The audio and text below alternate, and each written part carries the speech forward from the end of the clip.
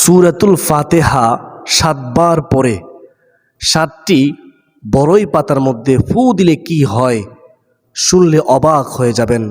অত্যন্ত দামি আমল, পরীক্ষিত আমল, কোরআনী আমল। বিশ্বাস করুন, কোরআনী আমল কখনো বিফলে যায় না।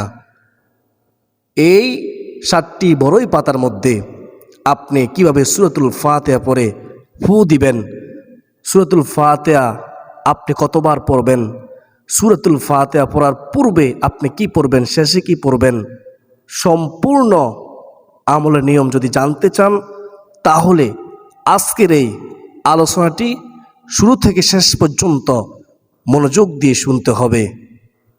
তো আমরা প্রথমে সংক্ষেপে দোয়া করি। 40 জন আমিন বললে অবশ্যই আমাদের দোয়া কবুল হবে। এজন্য আপনারা আমিন বলুন, আমিন কমেন্টে লিখুন এবং ইসলাম প্রচারের স্বার্থে এই ভিডিওতে একটি লাইক করে দিন। তো চলুন আমরা প্রথমে দোয়া করে নেই, তারপরে আমরা আমলের নিয়মকানুন জানবো। এই আমল করলে কী লাভ হবে সেটা জানবো ইনশাআল্লাহ। সর্বশেষ আমরা মোনাজাত করব, আপনারা মোনাজাতে অংশগ্রহণ করবেন ইনশাআল্লাহ। আমরা একবার ইসমে আজম পড়ে নেই, ইয়া জাল জালালি ওয়াল ইকরাম। আল্লাহুম্মা সাল্লি আলা সাইয়্যিদিনা মুহাম্মদ ওয়া আলা আলিহি ওয়া আসহাবিহি ওয়া সাল্লিম। ইয়া রাব্বাল আলামিন, ইয়া আহকামুল হাকিমিন। ওগো মালিক আল্লাহ, তুমি আমাদের সবাইকে আজকের এই সূরাতুল ফাতিহার আমল শিখে আমল করার তৌফিক দান করো। আমাদের সকল সমস্যার সমাধান করে দাও। কঠিন কঠিন মারাত্মক রোগ ব্যাধি থেকে কোরআনের বরকতে আমাদেরকে হেফাজত করো। আমাদের সকলের মনের আশা সূরাতুল ফাতিহার বরকতে তুমি কবুল করো। সকলে বলি আল্লাহুম্মা আমিন। প্রিয় দিনী ভাই ও বোনেরা, তো চলুন আমরা মূল আলোচনায় প্রবেশ করি। আমলের নিয়ম সরাসরি বলে দিচ্ছি। প্রথমে আপনারা বড়ই গাছ থেকে 7টি বড়ই পাতা বিসমিল্লাহ বলে আপনি ওই গাছ থেকে ছিঁড়বেন। পরিষ্কার পাতা আপনি ওই গাছ থেকে ছিঁড়বেন, যেন ওই পাতার মধ্যে ফুটা না থাকে, একেবারে ক্লিন। তো 7টি বড়ই পাতা নিলেন, নেওয়ার পর কি করবেন, এই 7টি বড়ই পাতা আপনি একটি পাত্রের মধ্যে রাখবেন। আর একটি পাত্রের মধ্যে আপনি পানি নেবেন। পানি নিয়ে সেই পানির মধ্যে বিসমিল্লাহ বলে আপনি এই বড়ই পাতা দিয়ে দিবেন। ওই পানির পাত্র চুলার উপর রেখে, অথবা যারা গ্যাসের মধ্যে রান্না করেন ওই গ্যাসের চুলার উপর রেখে প্রথমে বিসমিল্লাহ বলে চুলা চালু করে আপনি গরম করবেন ওই পানি। যখন ওই পানি একেবারে ফুটন্ত হয়ে যাবে, এই ফুটন্ত পানি, বড়ই পাতার পানি আপনি ওই পাতলা থেকে নামিয়ে আপনি যে গোসল করবেন ওই গোসলের পাত্রের মধ্যে ঢেলে দিবেন। ওই ফুটন্ত বড়ই পাতার পানি আপনি প্রথমে ঠান্ডা করবেন, নরমাল করবেন। তো ঠান্ডা হওয়ার পরে আপনি কি করবেন, বিসমিল্লাহির রহমানির রহিম পরে আপনি একটি ফু দিবেন ওই বড়ই পাতার ফুটন্ত পানির মধ্যে। ওই পানির মধ্যে ফু দেওয়ার পরে তারপরে আপনি 3 বার দুরূদ শরীফ পড়বেন। দুরূদে ইব্রাহিম, যে দুরূদ আমরা নামাজের শেষ বৈঠকে পড়ে থাকি, এভাবে পড়বেন। আমি পড়তেছি একবার, আপনারা 3 বার পরে ফু দিবেন। আল্লাহুম্মা সাল্লি আলা মুহাম্মাদিন ওয়া আলা আলি মুহাম্মাদ কামা সাল্লাইতা আলা ইব্রাহিমা ওয়া আলা আলি ইব্রাহিম ইন্নাকা হামিদুম মাজিদ। اللهم بارك على محمد محمد وعلى آل محمد كما باركت على إبراهيم وعلى آل إبراهيم إنك حميد مجيد। এইভাবে আপনি তিনবার দুরূদ শরীফ পড়বেন। তিনবার দুরূদ শরীফ পড়ার পরে ওই বড়ই পাতার পানির মধ্যে আপনি ওই পাত্রের মধ্যে বিসমিল্লাহ বলে এভাবে ফু দিয়ে দিবেন। তো তারপরে আপনি বিসমিল্লাহ সহকারে সূরাতুল ফাতিহা 7 বার পড়বেন। আপনি যে দুরূদ শরীফ পড়েছেন, কেন পড়েছেন? আপনার ভিতরে প্রশ্ন আসতে পারে। তার জবাব হচ্ছে, দুরূদ শরীফ না পড়লে দোয়া আমল কবুল হয় না। আসমান ও জমিনের মধ্যবর্তী ঝুলন্ত থাকে। যখন দুরূদ শরীফ পড়া হয় তখন আল্লাহ সেই দোয়া আমল সাথে সাথে কবুল করে নেয়। আশা করি সকলে বুঝতে পেরেছেন কেন দুরূদ শরীফ পড়বেন।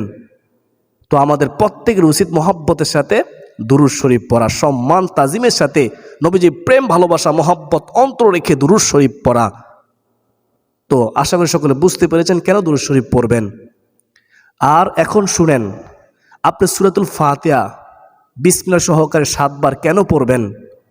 হযরত আব্দুল মালিক ইবনে উমাইর রাদিয়াল্লাহু তাআলা আনহু থেকে বর্ণিত, তিনি বর্ণনা করেন রাসূলুল্লাহ সাল্লাল্লাহু আলাইহি ওয়াসাল্লাম বলেছেন, সূরাতুল ফাতিহা সমস্ত রোগের শেফা। বলুন না সুবহানাল্লাহ। সূরাতুল ফাতিহার অনেকগুলো নাম রয়েছে কিতাবের মধ্যে।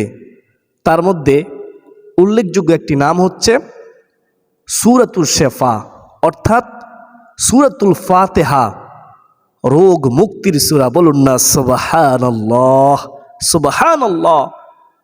এই সূরা ফাতিহা হচ্ছে রোগ মুক্তির সূরা। আর কোরআন আমাদের জন্য রহমত, কোরআন আমাদের জন্য হেদায়েত, কোরআন আমাদের জন্য শেফা। তার প্রমাণ সূরা বনী ইসরাইলের 82 নম্বর আয়াত। স্বয়ং আল্লাহ আমাদেরকে কোরআনের মাধ্যমে শেফা অর্জন করার জন্য তাগিদ দিয়েছেন, উৎসাহিত করেছেন। আমরা আয়াতটি শুনি। প্রতি হরফের বিনিময়ে 10টি করে নেকি আল্লাহ আমাদের আমলনামায় দান করবেন। বিসমিল্লাহির রহমানির রহিম। وَنُنَزِّلُ مِنَ الْقُرْآنِ مَا هُوَ شِفَاءٌ وَرَحْمَةٌ لِّلْمُؤْمِنِينَ। আল্লাহ বলেন, আমি এই কোরআনুল কারীমে যা কিছু নাজিল করি তা হচ্ছে মুমিনদের জন্য, বিশ্বাসীদের জন্য রহমত। সুবহানাল্লাহ। মুমিনদের জন্য রোগের শেফা। সুবহানাল্লাহ। তো স্বয়ং আল্লাহ তিনি ঘোষণা দিয়েছেন কোরআন হচ্ছে আমাদের জন্য রোগ মুক্তি, কোরআন হচ্ছে আমাদের জন্য হেদায়েত, কোরআন হচ্ছে আমাদের জন্য রহমত। এজন্য আমরা কোরআনের মাধ্যমে শেফা অর্জন করব ইনশাআল্লাহ। প্রিয় দিনী ভাই ও বোনেরা, তো আশা করি সকলে বুঝতে পেরেছেন কেন আপনারা সূরাতুল ফাতিহার আমল করবেন। তো বিসমিল্লাহ সহকারে সূরাতুল ফাতিহা 7 বার পড়বেন। আমি একবার পড়তেছি, আপনারা এভাবে পড়বেন, তারপরে ফু দিবেন। খেয়াল করে শুনেন, দেখতে থাকেন কীভাবে আমি বলবো, আপনারা ফু দিবেন। বিসমিল্লাহির রহমানির রহিম। আলহামদুলিল্লাহি রাব্বিল আলামিন। আর রহমানির রহিম। মালিকি ইয়াউমিদ্দিন। ইয়্যাকা না'বুদু ওয়া ইয়্যাকা নাস্তাঈন। ইহদিনাস সিরাতাল মুস্তাকিম। সিরাতাল্লাযীনা আন'আমতা আলাইহিম غير المغضوب عليهم ولا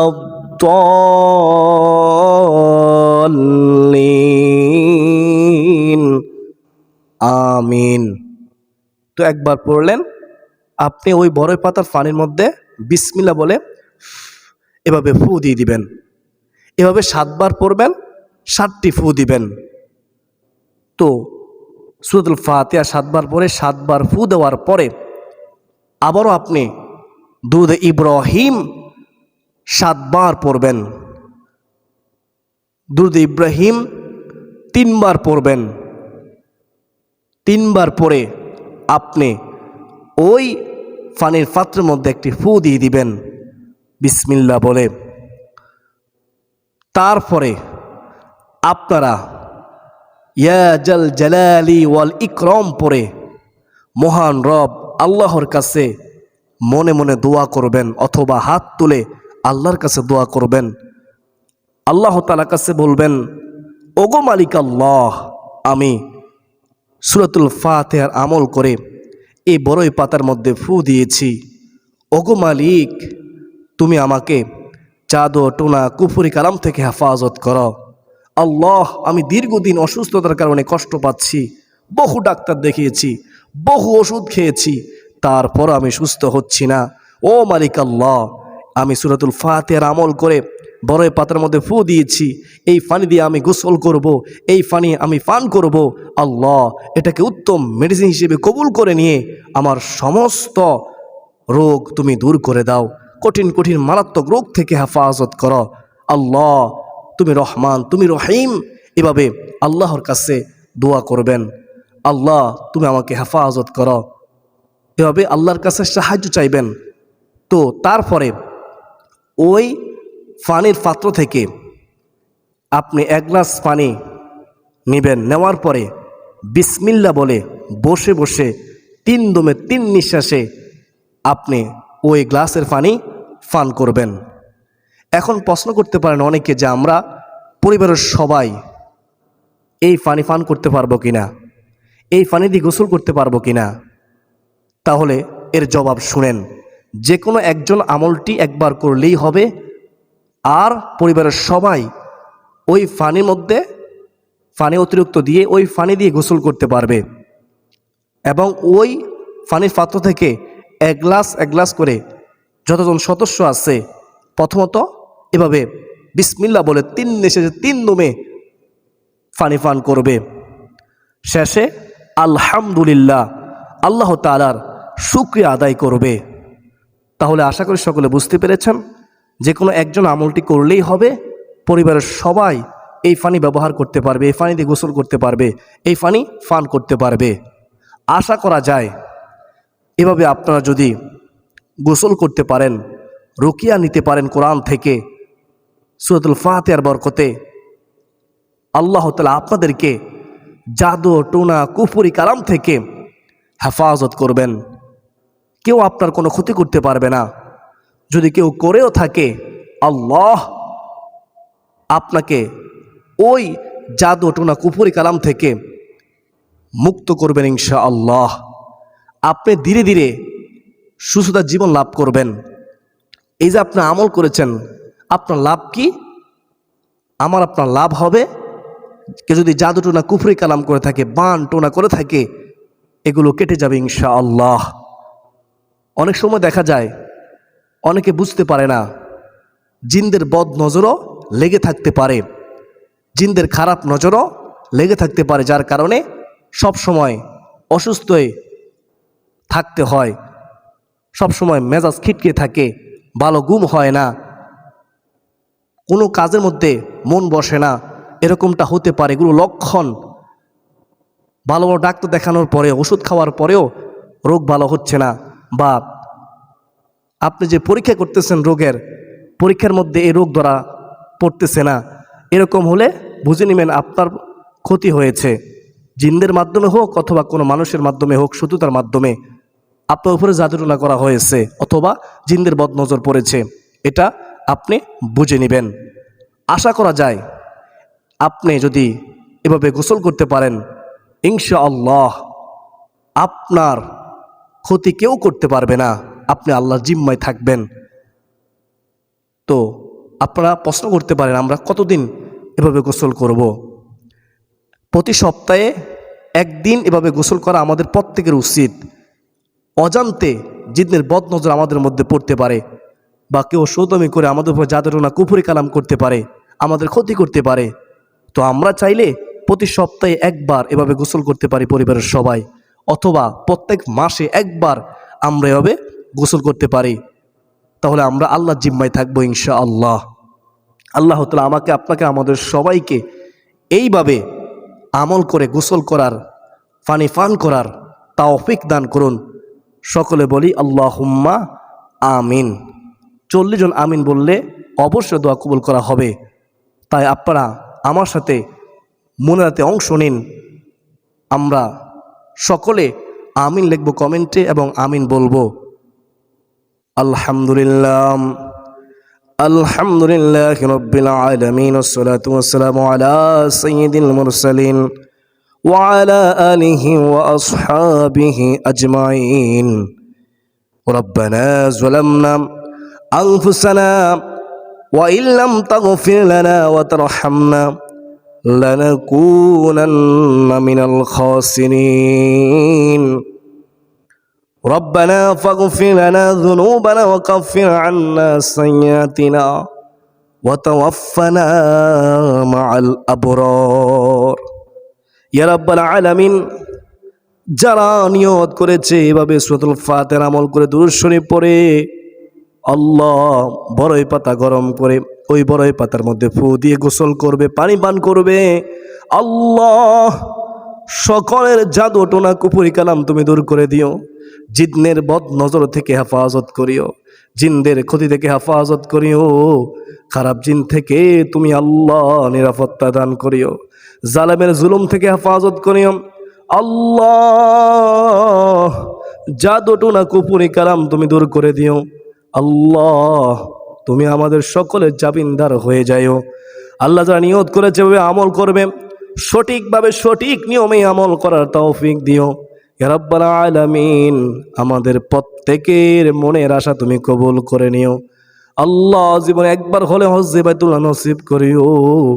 আমাদের মা বাবা, দাদা দাদি, নানা নানি, শ্বশুর শাশুড়ি, আত্মীয় স্বজন, পাড়া প্রতিবেশী যে যেখানে অন্ধকার কবরে, প্রত্যেকের কবর টুকু জান্নাতের বাগান বানায়া দাও আল্লাহুম্মা রব্বির হামহুমা কামা রব্বায়ানি সগীরা। আল্লাহুম্মা রব্বির হামহুমা কামা রব্বায়ানি সগীরা। আল্লাহ, অনেকে বিদেশের জমিনে পড়ে আছে, কষ্টের মধ্যে, বিপদের মধ্যে, আকামা নাই, কাজকর্ম নাই। আল্লাহ সূরা ফাতিহার বরকতে তোমার কাছে ভিক্ষা চাই আল্লাহ। সকল বিদেশিকে তুমি হেফাজত করো আল্লাহ। আকামার ব্যবস্থা করে দাও, উত্তম কাজের ব্যবস্থা করে দাও। যারা অসুস্থ, কঠিন কঠিন রোগে আক্রান্ত, কঠিন কঠিন বিমার থেকে তুমি হেফাজত করো আল্লাহ। আমার এক মুসল্লি অসুস্থ, বিদেশের জমিনে পেটের মধ্যে পাথর, ও আল্লাহ তাকে তুমি হেফাজত করো, তার কঠিন রোগ তুমি দূর করে দাও ইয়া রাব্বাল আলামিন। আমাদেরকে তুমি সকল প্রকার বিপদ আপদ থেকে হেফাজত করো ও মালিক। মৃত্যু তো হবে, মৃত্যু অবধারিত, ঈমানের সাথে মৃত্যু নসিব করিও। বেঈমান বানায়া, কাফের বানায়া, মুশরিক বানায়া, মুনাফিক বানায়া, জালিম বানায়া আমাদের মৃত্যু দিও না।